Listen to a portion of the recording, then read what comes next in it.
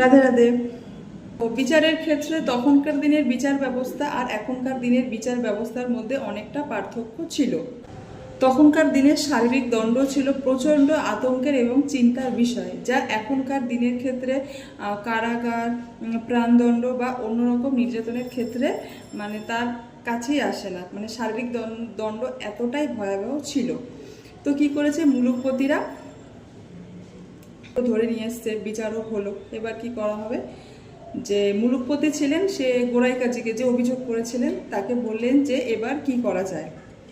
তো গোড়াই কাজী বলছেন না না, এর আর বিচার করা হবে না, একে 22 বাজারে নিয়ে গিয়ে এমন বেত্রাঘাত করতে হবে যাতে প্রাণ চলে যায়।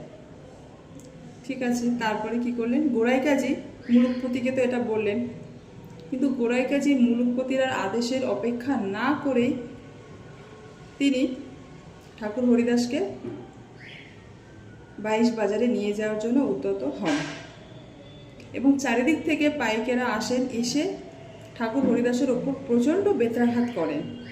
কিন্তু তাও তো ঠাকুর হরিদাস হরিনাম সংকীর্তন বন্ধ করেননি, তিনি হরিনাম জপ করেই গেছেন।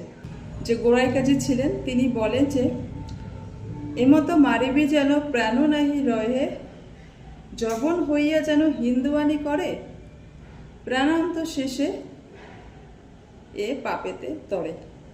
এমন কথা বলেছিলেন এবং পাইকেরা প্রচণ্ড বেত্রাঘাত করেছিলেন, প্রচণ্ড পরিহার করেছিলেন ঠাকুর হরিদাসের উপরে।